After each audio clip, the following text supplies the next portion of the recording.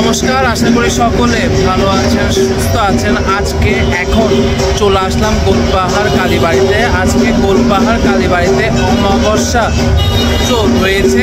বাসন্তী পুজোর সময় এসেছিলাম গোলপাহাড় কালীবাড়িতে, এরপর আর আসা হয়ে ওঠেনি। যেহেতু আজকে গোলপাহাড় কালীবাড়িতে অমাবস্যা পুজো রয়েছে, তাই চিন্তা করলাম একবার গোলপাহাড় কালীবাড়িতে গিয়ে ঘুরে আসি।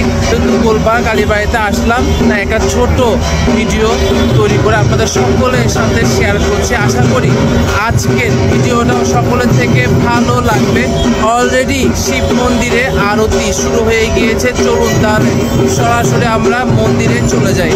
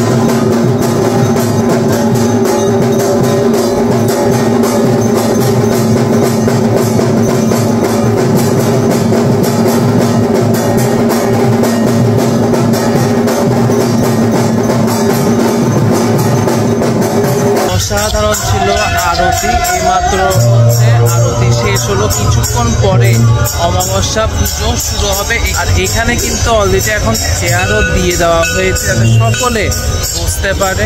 আমি যদি আপনাদেরকে দেখাই, এই যে এখানে সবগুলো চেয়ার দেওয়া হয়েছে যাতে যারা পুজোর সময় আসবে সকলে যাতে বসতে পারে। আমি যদি একটু জুম করে দেখাই, এখানে প্রসাদ দেওয়া হচ্ছে।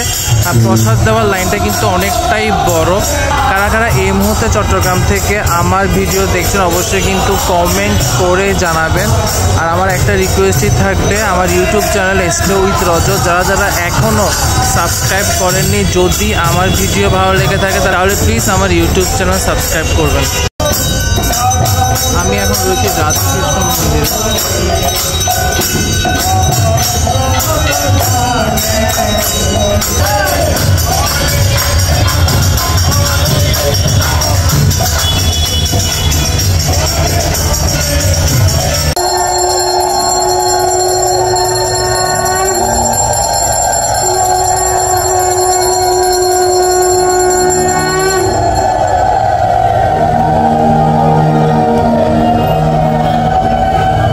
আমি বুঝতে পারছি শ্যামার সঙ্গীত শুরু হবে কিছুক্ষণের মধ্যেই।